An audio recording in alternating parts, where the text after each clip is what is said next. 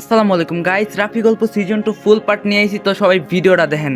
পরের দিন অফিসে ঢুকতেই হঠাৎ একটা মেয়ের সাথে আমার ধাক্কা লাগলো আর সে আমাকে ঠাস ঠাস করে থাপ্পড় মারলো। কি আপনি চোখে দেখেন না? মেয়ে মানুষ দেখলেই খালি গায়ের উপর পড়তে ইচ্ছা করে, তাই না?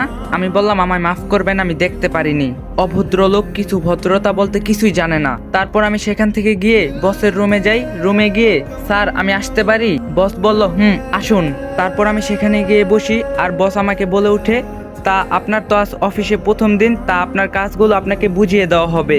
আমি বললাম জি স্যার, আমি চেষ্টা করব। বস বলল ভালো, আপনাকে কাজে সাহায্য করবে আমাদের এখানকার একজন কর্মকর্তা। আমি বললাম জি স্যার। তারপর বস একজনকে রুমে ডাকে আর দেখি সেখানে সেই মেয়েটি এসেছে। মেয়েটি এসে বলে, স্যার আমাকে কি ডেকেছেন?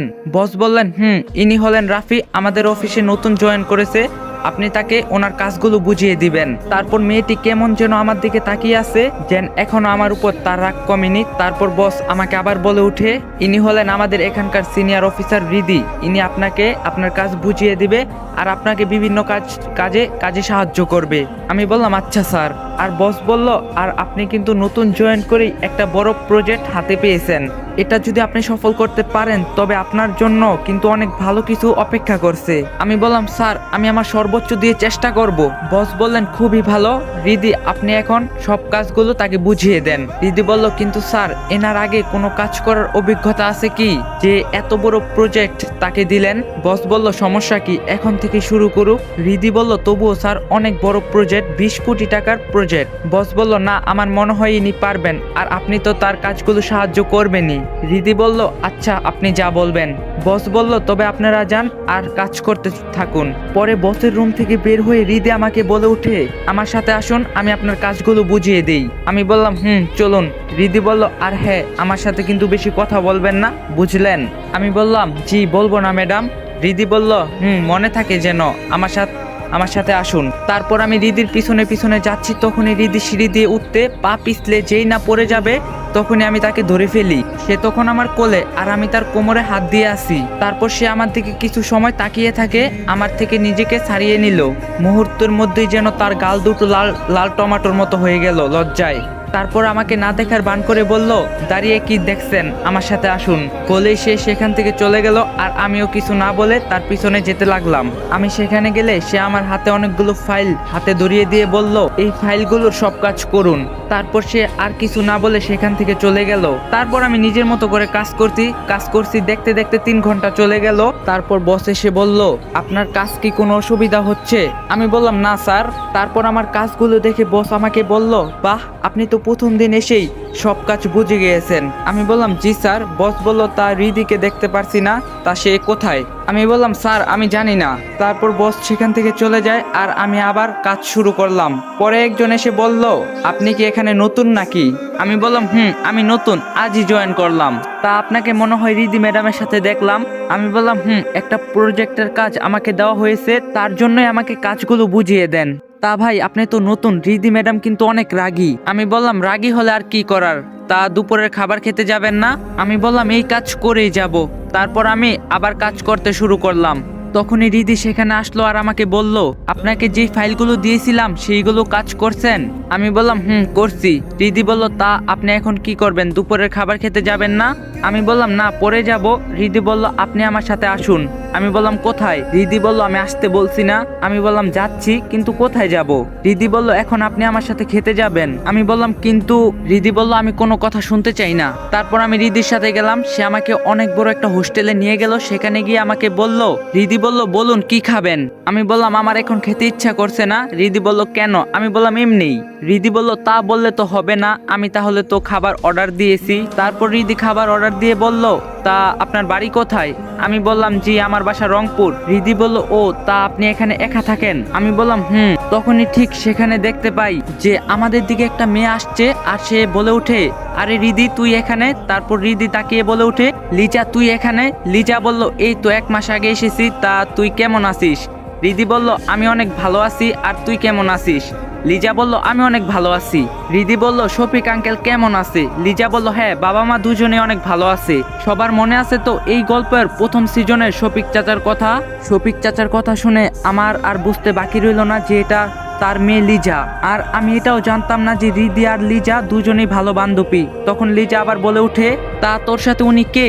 রিদি বলল, উনি হলেন রাফি, আমাদের অফিসে কাজ করবেন। লিজা বলল, ও তা এনাকে চেনা চেনা লাগছে, কোথায় যেন দেখছি। রিদি বলল, ও হতেও পারে, কারণ এনার বাড়ি তোর বাড়ির সাথেই রংপুর।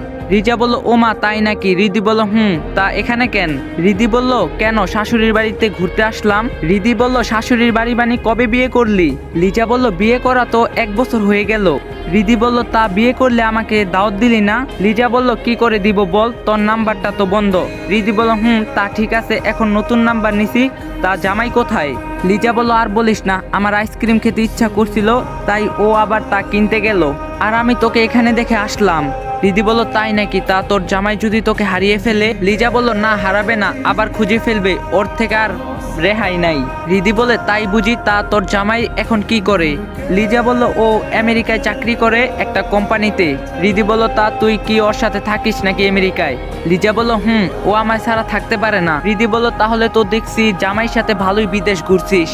লিজা বলল, তাই তুই বিয়ে করিসনি এখনো? রিদি বলল, না রে, তবে বাড়ি থেকে অনেক চাপ দিচ্ছে বিয়ে করার জন্য। লিজা বলল, কেন, তুই না কলেজে থাকতে একটা ছেলেকে ভালোবাসতি? রিদি বলল, আরে ওর কথা বলিস না, ও হচ্ছে একটা চিটার, অন্য মেয়েকে বিয়ে করছে। লিজা বলল, আমি জানতাম এই ছেলেটা বেশি ভালো না। রিদি বলল, তা তোর জামাই দেখি তোকে অনেক ভালোবাসে? লিজা বলল, অনেক ভালোবাসে, বাবার বন্ধুর ছেলে। আমি তাদের কথা নীরবে শুধু শুনে যাচ্ছি, তখন আমি রিদিকে বলে উঠলাম। রিদি বলল, তা ভালো কথা, শফিক আঙ্কেল না একটা ছেলেকে অনেক পছন্দ করত, তোর সাথে নাকি বিয়ে দিতে চেয়েছিল, পরে নাকি ওই ছেলেটা জেলে গেল। লিজা বলল, ওটা তো অনেক বছর আগের কথা, তা না হলো 7-8 বছর আগের কথা। আমি তাদের এই কথা শুনে হঠাৎ করে চমকে গেলাম। তারপর রিদি বলল, ছেলেটা কিন্তু দেখতে অনেক ভালো ছিল, আঙ্কেল তোর সাথে ওর বিয়ে দিতে না চাইলে আমি কিন্তু ওকে বিয়ে করতাম। লিজা বলল, তুইও না যে কি বলিস, ও তো পরে জেলে গেল, আর বাবা বলছে তার সাথে আমার বিয়ে দিবে না, আর ও তো তার মামাতো বোনকে দর্শন করার চেষ্টার জন্যই জেলে গিয়েছে। রিদি বলল, তাহলে তো তোর সাথে বিয়ে হয়নি, ভালোই হয়েছে। লিজা বলল, আরে বিয়ে কি করে হবে, সে তো জেলে গিয়েছে। রিদি বলল, তা ওর নামটা যেন কি ছিল, ভুলে গিয়েছি রে। তারপর লিজা যেই না আমার নামটা বলতে যাবে, তখনই সেখানে একটা ছেলে চলে আসে। জান, তুমি কোথায় ছিলে এত সময়, তোমাকে অনেক জায়গায় খুঁজলাম। লিজা বলল, আরে এতগুলো খাবো না তো, না হলে তো আমার ঠান্ডা লেগে যাবে। তাই তো, আচ্ছা তুমি তবে অল্প করে খাও। রিদি বলল, কিরে, এটাই তোর জামাই বুঝি, দেখতে কিন্তু অনেক হ্যান্ডসাম আছে, তোর সাথে সেই মানিয়েছে, ক্রাশ খেয়েছি কিন্তু। লিজা বলে, তুই নাকি কি যে বলিস। রিদি বলল, তা তোর জামাইয়ের নামটা কি জানতে পারি? My name is Asif. Ridi বলল, বাহ, খুব সুন্দর নাম তো। আমার আর তাদের কথা শুনতে ভালো লাগছিল না, এগুলো শুনে নিজেকে অনেক অপরাধী মনে হচ্ছিল। তাই আমি তখন বলে উঠি, ম্যাডাম আমি তবে যাই, আমার অফিস যেতে হবে। রিদি বলল, আরে দাঁড়ান না, খাবার অর্ডার দিয়েছি, আসুক, আর কতদিন পর আমার বান্ধবীর সাথে দেখা, একটু কথা বলে যাই। আমি বললাম, না ম্যাম, স্যার মানে বস আমাকে অনেক কাজ দিয়েছে, আমার যেতে হবে। রিদি বলল, সমস্যা নেই, আমি আপনাকে সাহায্য করব এখন। লিজা বলল, কিরে রিদি, তোর অফিসের লোকের দেখে অনেক তাড়া। রিদি বলল, না আজ প্রথম দিন অফিসে জয়েন করলো তো, তাই একটু তাড়া। তখনই আসিফ বলে উঠে, আসিফ বলে, আচ্ছা আপনার যদি বেশি তাড়া থাকে তবে আপনি যেতে পারেন। আমি বললাম, তবে আমি গেলাম। রিদি বলল, সে কি, আপনি তো কিছুই খেলেন না। আমি বললাম, সমস্যা নেই। তারপরে এই কথা বলে আমি চলে আসলাম সেখান থেকে। তারপর ভাবছি, রিদি যদি আমার সম্পর্কে সবকিছু জেনে যায়, লিজা তা বলে দিতে পারে, যদিও তারা আমাকে চিনতে পারেনি। লিজা আমার চেয়ে মাত্র 3 বছরের ছোট, আমরা সেই সুবাদে আমরা ছোটবেলায় একটু খেলাধুলা করতাম, আর শফিক চাচাও তো আমাকে অনেক ভালোবাসতো। কিন্তু শফিক চাচা যে লিজার সাথে আমার বিয়ে দিতে চেয়েছিল তা তো জানতাম না। তাহলে কি আমি শুধু শফিক চাচার কাছে আদরেরই ছিলাম না, বরং তার মেয়ের জামাই করতে চেয়েছিল? আর সেই শফিক চাচা আমাকে কত খারাপ ভাবেই না চিনে। এসব ভাবতে ভাবতে অফিসে পৌঁছে গেলাম। তারপর অফিসে ঢুকেই একজন আমাকে বলে উঠে, কি ভাই আপনি জিনিসটা কি বলুন তো। আমি বললাম, কেন, আমি আবার কি করলাম? কি করেন নাই বলুন? যে রিদি ম্যাডামের সাথে আমরা কথা বলতেও ভয় পাই, আর সে আপনাকে নিজে ডেকে খাওয়াতে নিয়ে গেল। আমি বললাম, কেন, এতে কি হয়েছে? কি হয়নি বলুন? ম্যাডাম হচ্ছে এই অফিসের সবার ক্রাশ, শুধু কি আমাদেরই, এই অফিসের বসের ছেলে পর্যন্ত তার পিছনে ঘোরে। আমি বললাম, ভাই আমি এসব কিছু বুঝি না, আমি এখানে কাজ করতে এসেছি, আর আমার কারো পিছনে ঘোরার দরকার নেই। তাহলে তো আপনার তো আরো ভালো, ম্যাডাম আপনার উপর তাহলে ক্রাশ খাইছে। আমি বললাম, ভাই আপনি যান তো এখান থেকে প্লিজ, আমার কিছু ভালো লাগছে না। তারপর সে চলে গেল। আর আমি ভাবছি অন্য কথা, আমার বাবা মা কেমন আছে, আমার আজ যেন কিছুই ভালো লাগছে না। তারপর অফিসের কাজ করছি, রিদি এখন আসেনি। হঠাৎ করে আমার চোখ পড়ে ক্যালেন্ডারের উপর, এ কি, আজ তো 27 অক্টোবর, আজ তো আমার জন্মদিন। তাহলে কি থেকে আমার 9তম জন্মদিনের আগে কি আমি জেলেই কাটিয়েছি? হায় রে, আমার জীবন দেখতে দেখতে 8 বছর গেল, কত কিছুই না জীবন থেকে হারিয়ে ফেলছি, আর কখনো এই সময় ফিরে পাবো না। তারপর রিদি আসলো অফিসে, আর এসে আমাকে রাগী গলায় বলল, আপনি আমার মুখের উপর কোন সাহসে কথা বলেন? চলে আসলেন। আমি বললাম, আসলে ম্যাডাম। রিদি চুপ, একবারে চুপ। আমি আপনাকে আমার সাথে করে নিয়ে গেছি বলে কি আপনার এত দাম বেড়ে গেছে? আমি বললাম, না ম্যাডাম, সেখানে ভালো লাগছিল না। রিদি বলল, সেটা তো আমাকে বলে সেখান থেকে চলে আসতে পারতেন। আমি বললাম, সরি ম্যাডাম, আর হবে না। রিদি বলল, কিছু কি খেয়েছেন? কিছু খাইনি, তবু বললাম, জি খেয়েছি। রিদি বলল, আচ্ছা তাহলে কাজ করেন, আর কোনো সমস্যা হলে বললেন। তারপর আমিও কাজ করছি, যদিও অনেক কাজ কঠিন, করতে পারছি না, তবু আমায় পারতেই হবে। তারপর কাজ শেষ করতে করতে এক সময় দেখি রাত 9টা বেজে গেছে। তারপর আমি তাড়াহুড়ো করে সবকিছু গুছিয়ে অফিস থেকে যেই না বের হব, তখন রিদি আমাকে বলে উঠে, আপনি এখনো অফিস থেকে যাননি? আমি বললাম, না ম্যাম, আসলে সব কাজ করতে করতে একটু বেশি সময় লেগে গেছে। রিদি বলল, তা ভালো, এখন তো দেখি অফিসে কেউ নেই, সবাই চলে গেছে। জি ম্যাম, আপনি তো জাননি। রিদি বলল, আমার একটু কাজ ছিল। তা আপনি কি এখন বাড়িতে যাবেন? আমি বললাম, রিদি বলল, তা বাড়িতে গিয়ে কি করবেন? আমি বললাম, কি আর করব, ঘুমাবো। রিদি বলল, আচ্ছা চলুন, আমি আপনাকে গাড়ি দিয়ে এগিয়ে দেই। আমি বললাম, আপনি কেন আমাকে এগিয়ে দিবেন? রিদি বলল, কেন, আমার সাথে যেতে আপনার কি কোনো সমস্যা? আমি বললাম, তা না, আমি একাই যেতে চাচ্ছি। রিদি বলল, আমি না হয় আজকে আপনাকে এগিয়ে দিলাম। তারপর আমি আর কিছু না বলে তার সাথে গাড়িতে গিয়ে বসলাম। তারপর সে গাড়ি চালাচ্ছে, তখন সে আমাকে বলে উঠলো, আপনার বাড়িতে কে কে আছে? আমি বললাম, কেউ নেই, আমি একা। রিদি বলল, তাহলে আপনার এত তাড়া কেন বাড়িতে যাওয়ার? আমি বললাম, আমার আসলে বাড়িতে তাড়াতাড়ি যেতে হয়। রিদি বলল, আচ্ছা না হয় আমার সাথে এক জায়গায় চলেন। আমি বললাম, কোথায় যাব? রিদি বলল, এমন কেন করছেন, দেখলেই বুঝতে পারবেন। আমি বললাম, না ম্যাম, আমাকে তাহলে এখানে নামিয়ে দেন, আমি এখন কোথাও যেতে পারবো না। রিদি বলল, আগে চলেন না। তারপর আমি আর কিছু না বলে তার সাথে যেতে থাকি। জানি না সে আমাকে কোথায় নিয়ে যাচ্ছে। 10 মিনিট পর রিদি গাড়ি থামায় আর আমাকে নামতে বলে, কিন্তু রিদি আমায় এমন জায়গায় নামায় যে তা দেখার পর আমার চোখ কপালে উঠে গেল। রিদি আমাকে একটা নাইট ক্লাবের সামনে নিয়ে আসলো, যেখানে কিনা ছেলে মেয়েরা অনেক খারাপ পোশাক পরে মদ খেয়ে মাতাল হয়ে নাচ গান করছে, আরো কত রকমের খারাপ কাজ নাই করছে।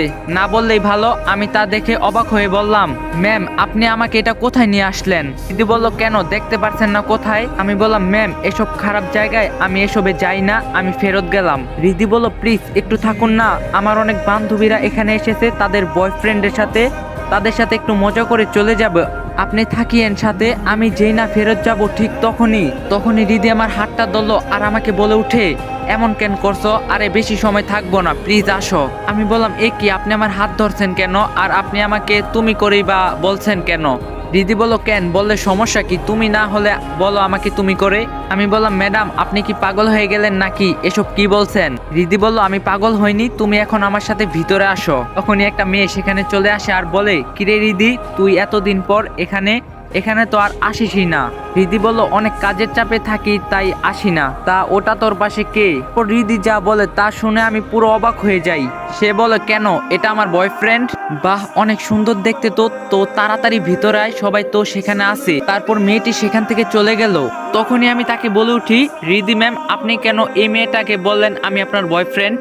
রিদি ম্যাডাম বলল, কেন, বললে কি হয়? আমি বললাম, অনেক কিছু হয়। আর আপনি যে এখানে এসে এরকম খারাপ কাজ করছেন তা কি ভালো হচ্ছে?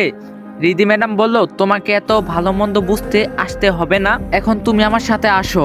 আমি বললাম, আমি আপনার সাথে যাব না। কি, তুমি যাবে না আমার সাথে ভিতরে?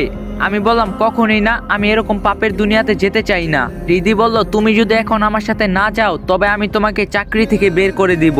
কথা শুনে আমি সাথে সাথে থমকে গেলাম আর বললাম, প্লিজ এমনটা করবেন না, আমার চাকরিটা খুবই দরকার।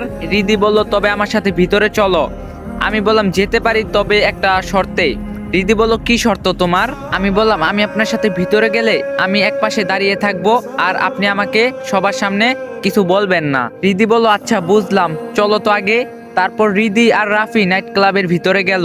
সেখানে সবাই অশ্লীল পোশাক পরে মদ খাচ্ছে, আরো ছেলে মেয়েরা যে কি করছে এসব দেখে রাফি যেন মুহূর্তের মধ্যেই আরো চিন্তায় পড়ে গেল। আসলে এই গল্পটা এই পর্যায়ে তুলে ধরতে অনেক আসলে আপনারা কেউ খারাপ চোখে দেখবেন না, এটা শুধুমাত্র গল্প। তাই কিছু মনে করবেন না, যাক গল্প শুরু করা যাক। তারপর রিদিও তার বান্ধবীদের সাথে মদ খাচ্ছে আর নাচানাচি করছে। তারপর রিদির আরেক বান্ধবী বলে ওঠে, কিরে রিদি, তোর বয়ফ্রেন্ড তো দেখি শুধু দাঁড়িয়ে আছে কিন্তু কিছু করছে না। তখনই রিদি আমার কাছে এসে বলে, এ কি তুমি এভাবে দাঁড়িয়ে আছো কেন, আসো না আমাদের সাথে। আমি বললাম, ম্যাডাম আমার কিন্তু আপনার সাথে এরকম কথা ছিল না, আপনি আমার শর্ত মানছেন না।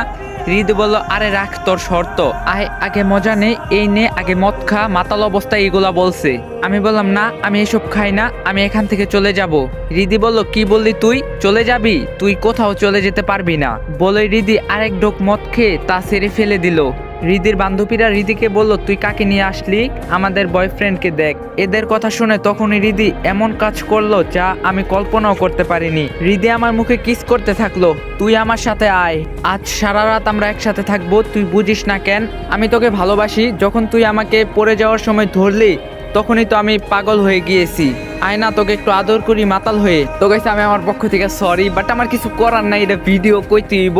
তো আপনারা জাস্ট এটা গল্পর মতোই নিয়েন, কেউ আবার সিরিয়াসলি নিয়েন না। তখনই আমি ঠাস ঠাস করে রিদিকে দুইটা থাপ্পড় মারি। নিজেকে কি ভেবেছেন আমি আপনার কেনা গোলাম, যা বলবেন আর আমি তাই করব? আপনি সীমা ছাড়িয়ে যাচ্ছেন। সাথে সাথে সবাই নিস্তব্ধ হয়ে গেল আর সব নাচ গানও বন্ধ হয়ে গেল। আর রিদি তার গালে হাত বুলাতে বুলাতে বলল, আমার কি হয়েছে, আমি কোথায়? সবাই আমার চর দেওয়ার পর এসব কথা শুনে চুপ করে আছে। তখনই আমি কাঁদতে কাঁদতে বললাম, ম্যাডাম কিছু হয়নি, আপনি এখন বাড়ি চলুন। তারপর রিদিও আর কিছু না বুঝে তার গাড়িতে করে তার বাড়ি চলে গেল। আর আমি মাঝ রাস্তায় নেমে যাই তার গাড়ি থেকে আর নিজে নিজে বলতে থাকে, তার সাথে কেন এমন হয় যে কিনা এত সমস্যার মধ্যে থাকে। তারপর আমি চোখ মুছতে মুছতে আমার বাড়ি চলে আসি। আর ঘরে কিছুই নেই, শুধু একটি গামছা, বিছানা, মেঝেতে বিছানায় আর দেওয়ালে লাগানো দড়ি, সেখানে ঝুলছে দুইটি শার্ট আর প্যান্ট। তারপর তখনই সাথে সাথে ঘুমিয়ে পড়ি। আর অন্যদিকে রিদিও তার বাড়িতে পৌঁছে গেল, সেও সোজা তার রুমে দরজা লাগিয়ে ঘুমিয়ে পড়ে। তারপরের দিন আমি অফিসে গিয়ে আমার কাজে মনোযোগ দেই আর আমি আমার কাজ করতে শুরু করলাম। আর গতকাল রাতে সবকিছু ভুলে যেতে চেষ্টা করলাম। আর রিদু 10টার দিকে অফিসে আসে আর আমাকে শুধু ফাইল দিয়ে কোনো কিছু না বলেই চলে যায়। এদিকে আমিও তাকে যতটা পারি সেদিনের থেকে এড়িয়ে চলি। কেন জানি না রিদিকে অনেক ভালো লাগা শুরু করছে, কেমনে যেন সে আমার দিকে তাকিয়ে থাকে আর আমিও যেন তাকে না দেখলে ভালো লাগে না। কিন্তু আমি যে তাকে আমার মনের কথা বলতে পারবো না। তাহলে কি রিদি আমাকে সেদিন মাতাল অবস্থায় মনের কথাটাই বলছিল? কিন্তু ভালোবাসা কি তা আমার জানার ইচ্ছা আজও শুধু ঋতুর কাছ থেকেই। আর এদিকে সেই বড় প্রজেক্টর দিনও অনেকটা শেষ। তারপর সেই বড় প্রজেক্টর কাজ করতে আমি সফল হই। বস আমাকে বলে, আমি জানতাম আপনি এই বড় প্রজেক্টর সব কাজ সফলভাবে করতে পারবেন, আপনাকে ধন্যবাদ স্যার। বস বলল, খুবই ভালো, এভাবেই কাজ করতে থাকুন। আমি বললাম ধন্যবাদ, আর রিদি ম্যাডামকেও ধন্যবাদ আমাকে মাঝে মাঝে সাহায্য করার জন্য। তারপর আমি সেই দিন অফিস থেকে যাওয়ার সময় রিদি ম্যাডাম হঠাৎ করে আমাকে বলে, আপনি কি আমার উপর এখনো রাগ করে আছেন? আমি বললাম, না কেন, আমি আপনার উপর কোনো ধরনের রাগ করি নাই। রিদি বলল, আমি জানি সেদিন রাতে ঘটে যাওয়ার সব ঘটনাই আমার বান্ধবী বলছে, আমাকে মাফ করে দিন, আমি বুঝতে পারিনি। আপনিও মন না, আপনি সত্যি অনেক ভালো মনের মানুষ, আমায় মাফ করে দিন, আমি আর এসব খারাপ কাজে নেই। আমি বললাম, আপনি যে আপনার ভুলটা বুঝতে পারছেন সেটাই অনেক বড় কথা, আমি আপনাকে মাফ করে দিছি। রিদি বলল, আমি আপনাকে একটা কথা বলতে চাচ্ছিলাম। আমি বললাম, জি বলুন। রিদি বলছে, আসলে আমার বাবা মা আমার বিয়ে ঠিক করছে, আর 5 দিন পর আমার বিয়ে। যার সাথে নিয়ে যাচ্ছে সে বিদেশ থাকে, তার সাথে আমার বিয়ের পর বিদেশ যেতে হবে, হয়তো আর কোনোদিন আপনার সাথে দেখা হবে না। তাই বলছিলাম আপনি যদি আমার বিয়েতে আসতেন। পরে আমি বললাম, আমি অবশ্যই আপনার বিয়েতে আসবো। রিদি বলল, সত্যি বলছেন তো? আমি বললাম, অবশ্যই আসবো। তারপর 5 দিন পর রিদির বিয়ে হয়ে গেল।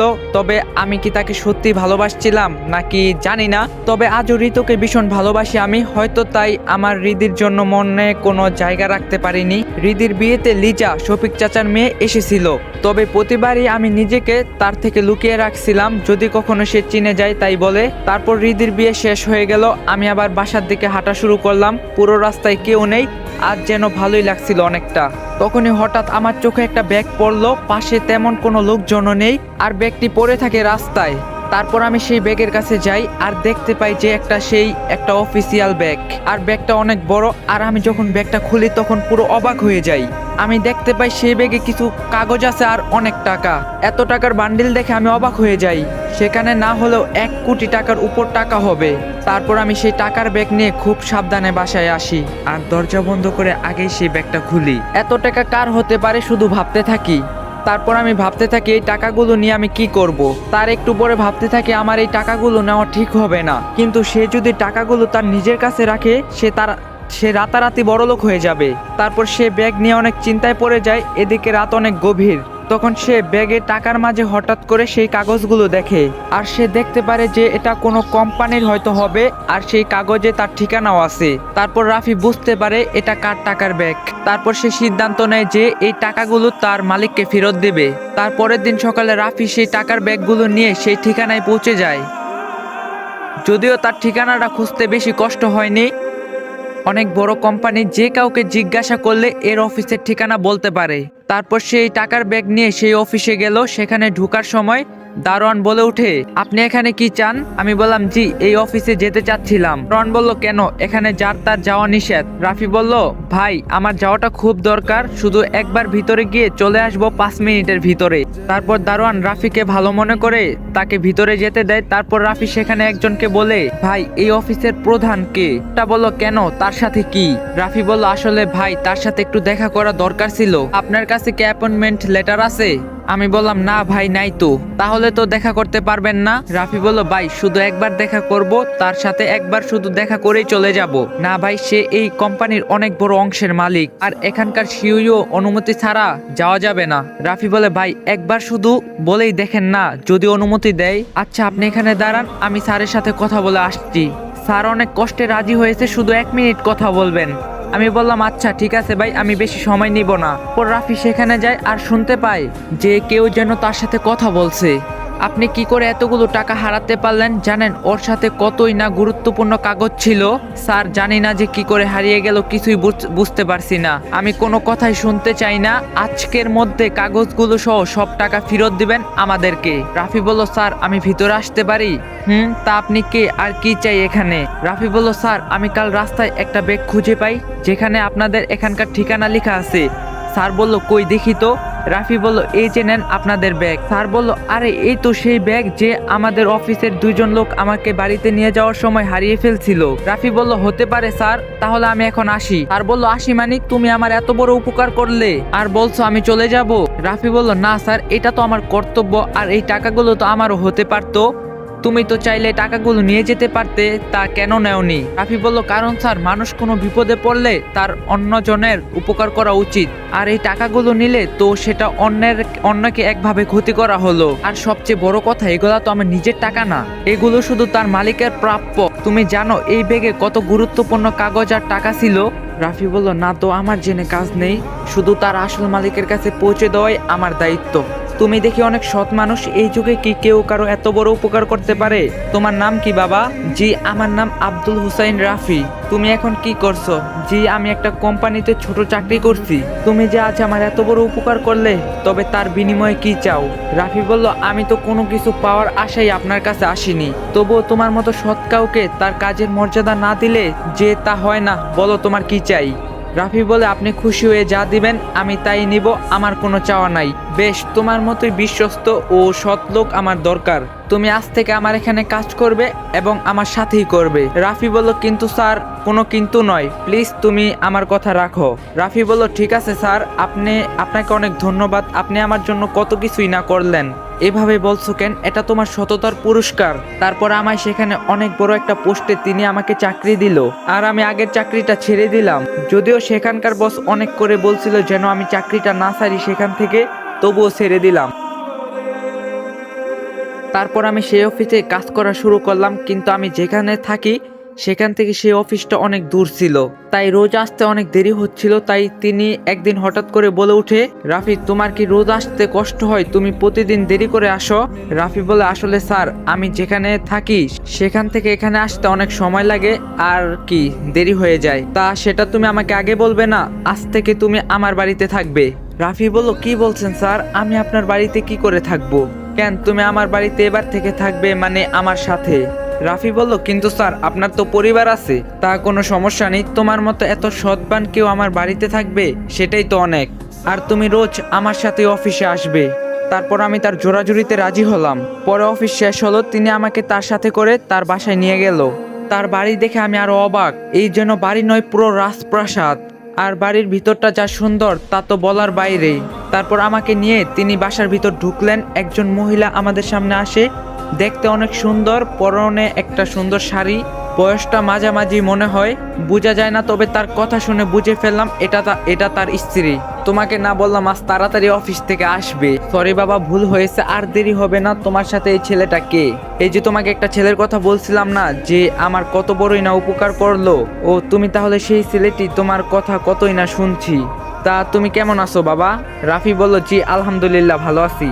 এই যে শোনো, আজ থেকে ও কিন্তু এখানেই থাকবে, ওর আবার বাসাটা অনেক দূর হয় অফিস থেকে। তাহলে তো ভালোই হয়। তা বাবা তুমি ফ্রেশ হয়ে আসো। আমি বললাম আচ্ছা। তারপর আমি ফ্রেশ হয়ে আসি, আর একটা কাজের লোক আমাকে আমার রুম দেখিয়ে দিল। বিশাল বড় রুম, আর সেই রুমে কি না নেই। তারপর সেখানে আমি শুয়ে আছি, অনেক দিন পর শান্তিতে শুইলাম, অনেক নরম বিছানা বটে। পরে একজন লোক আমাকে নিচে ডাকলো, তারপর আমি নিচে গেলাম, দেখি স্যারের স্ত্রী সেখানে আমার জন্য বসে আছে। কি তোমার এত দেরি হলো যে, তাড়াতাড়ি এখানে এসো। তারপর আমি সেখানে বসি, আর আমাকে তার স্ত্রী বলে ওঠে, তা বাবা তোমার দেশের বাড়ি কোথায়? আমি বললাম, জি আন্টি রংপুর। তোমার বাবা মাও কি সেখানে থাকে? আমি বললাম, জি বাবা মা নেই আমার, সবাইকে হারিয়ে ফেলছি। হারিয়ে ফেলছো মানে? আমি বললাম, আমার বাবা মা আমার কাছে আর নেই। কেন, তারা কোথায়? রাফি বলল, তারা আমাকে ছেড়ে চলে গিয়েছে। তা তুমি এখন একাই থাকো? রাফি বলল, জি একাই থাকি। তুমি মন খারাপ করো না এর জন্য। আচ্ছা তোমরা আর কি বাবা মার কথা মনে পড়ে না? আমি বললাম, জি মাঝে মাঝে পড়ে। তা তোমার এখানে কোনো অসুবিধা হচ্ছে না তো? আমি বললাম, না কোনো অসুবিধা হচ্ছে না, আমাদের কিন্তু একটা মাত্রই মেয়ে। তা তুমি যদি কিছু মনে না করো তবে একটা কথা বলি। আমি বললাম, না না কিছু মনে করব না, আপনি বলুন। আমার তো কোনো ছেলে নেই, আর তোমাকে দেখে কেন জানি আমার এত অল্প সময় কত আপন কেউ মনে হচ্ছে। তুমি কি তবে আমাকে মা বলে ডাকবে? তখন আমি এই কথাগুলো শুনে হঠাৎ করেই তার সামনে কেঁদে ফেলি। এ কি তুমি কাঁদছো কেন? না কিছু না, আমি আপনাকে মা বলেই ডাকবো। সত্যি? আমি বললাম, ডাকবো মা। ঠিক তখনই কে যেন সেখানে চলে আসে, আর আমি পিছনে ফিরে দেখি মিম। মিম তখন বলল, আপনি এখানে? মিমের মা বলল, কেন তুই ওকে চিনিস নাকি? মিম বলল, হ্যাঁ মা, তোমাকে একজনের কথা বলছিলাম না, যার হাতের অবস্থা খুব খারাপ ছিল, তিনি এই। মিমের মা বলল, তাই নাকি? তোমার কথা আমার মেয়ে অনেক বলছে, তুমি নাকি হাতে অনেক বড় আঘাত পেয়েছিলে। আমি বললাম, জি মা, তবে এখন আমি সুস্থ আছি। মিমের মা বলল, যাক তাহলে সুস্থ হয়েছো। তোমার বলে কেউ ছিল না, তাই বলে তোমার অনেক কষ্ট হয়েছে, আমার মেয়ে এসে বলছিল। আমি বললাম, জি মা একটু কষ্ট হয়েছিল। মিম বলল, মা উনি তোমাকে মা বলে ডাকছে কেন? মিমের মা বলল, আমি বলতে বলেছি তাই বলে আমাকে মা বলে। মিম বলল, কেন আবার উনি তোমাকে মা বলে ডাকবে? মিমের মা বলল, কেন বললে কি সমস্যা? দেখ ওকে দেখে আমার কেন জানি অনেক আপন কেউ মনে হচ্ছে। মিম বলল, তাই বলে সে তোমাকে মা বলে ডাকবে? মিমের মা বলল, হ্যাঁ ডাকবে। আর জানিস তোর বাবার কি বড় উপকার করছে? মিম বলল, কি উপকার করছে? মিমের মা বলল, ও অনেক সৎ একটা ছেলে, কিন্তু তোর বাবা না বলেছিল তার যে টাকার ব্যাগটা হারিয়ে গিয়েছিল তা এসে নিজে তোর বাবাকে ফেরত দিয়েছে। মিম বলে, বলো কি মা? মিমের মা বলে, তাহলেই বল, এমনি কি বলেছি? মিম রাফিকে বলল, ও অনেক রাত হলো, আপনি বাড়ি যাবেন না? তখনই মিমের মা বলে উঠে, না ও যাবে না, এবার থেকে আমাদের সাথেই এখানেই থাকবে। মিম বলল, কেন উনি আবার আমাদের বাসায় থাকবে? মিমের মা বলল, ওর আসলে বাসা অনেক দূরে হয় তোর বাবা অফিস থেকে, তাই তোর বাবা বলছে এবার থেকে রাফি এখানেই থাকবে, আর রাফি তোর বাবার প্রিয় একজন। মিম বলল, আচ্ছা থাকতে চাইলে থাকুক। মিমের মা মিমকে বলল, যা তুই এখন ফ্রেশ হয়ে আয়, একসাথে খেতে বসবো। তারপর মিম চলে যায়, আর মিমের মা বলে, আমার মেয়েটা না মাঝে মাঝে একটু রাগ হয়, কিন্তু ওর মনটা অনেক ভালো। আমি বললাম, জি ওর মন অনেক ভালো। মিমের মা বলল, আচ্ছা তবে এখানে বসো, আমি দেখে আসি রান্না কতটুক হলো। তারপর মিমের মা সেখান থেকে চলে গেল, আর আমি সেখানে বসে আছি। আর রাফি ভাবতে থাকে সে তার একটা সততার পরিচয় দিয়ে একটা পরিবার বুঝে পেল, আর অপূর্ণটা পূর্ণ হলো। একটু পরে মিমের বাবা এলো, আর মিমও নিচে আসলো। তারপর রাফিকে মিমের মা খেতে ডাকলো, তারপর রাফি সেখানে গেল, সবাই একসাথে খাওয়া দাওয়া শুরু করে। হঠাৎ করেই রাফি অনুভব করলো যেন তার পায়ে কেউ লাথি দিচ্ছে। তারপর রাফি দেখলো মিম এমনটা করছে, আর মুসকে মুসকে হাসছে। তখনই মিমের বাবা রাফিকে বলল, রাফি তুমি দেখি অনেক মেধাবী, এত অল্প সময়ে অফিসের কতগুলো কাজ করছো। আমি বললাম, জি স্যার। মিমের মা বলল, তুমি এখন কি শুরু করলে? ছেলেটা এখন খেতে বসছে, আর তুমি অফিসের কাজ নিয়ে বললে। বাবা তুমি এই মাছের মাথাটা নেও তো, আমি নিজের হাতে রান্না করছি। রাফি বলল, জি মা নিচ্ছি। মিমের বাবা বলল, তোমরা আবার মা ছেলে কবে থেকে হলে শুনি? মিমের মা বলল, কেন আমার কোনো ছেলে নেই, আজ থেকে রাফি আমার না হয় ছেলে, তোমরা বাবা মা একসাথে থাকো। মিমের বাবা হাসতে থাকলো আর বলল, ঠিক আছে তোমরা না হয় ছেলে আর মা একসাথে থাকো। আর মিম রাফির পায়ে শুধু একটু পর পর লাথি দিচ্ছে আর মুস্কি মুস্কি হাসছে।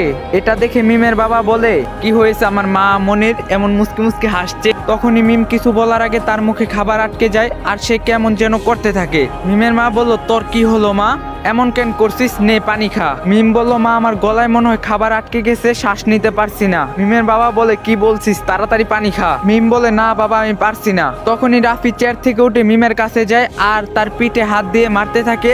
পরে রাফি মিমের বুকে হাত দিয়ে জোরে জোরে মারতে থাকে। পরে মিমের গলা থেকে খাবার নেমে যায়।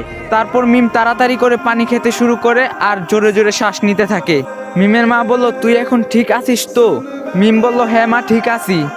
মিমের মা বলল, আমি তো ভেবেছিলাম কিছু যদি হয়ে যায়। মিম বলল, না মা এখন আমি ঠিক আছি। মিমের মা বলল, রাফি তুমি আবার কি করলে? তখন যেন মিম আবার ঠিক হলো। রাফি বলল, তা গলায় খাবার আটকে গিয়েছিল, তাই অমন করছিলাম যাতে তার গলা থেকে খাবার নেমে যায়। মিম বলল, আপনি এসব কিভাবে জানলেন? আমি বললাম, কলেজে শিখেছিলাম। মিমের মা বলল, আচ্ছা থাক মা, তোর আর খাওয়া লাগবে না, তুই এখন রুমে গিয়ে রেস্ট নে।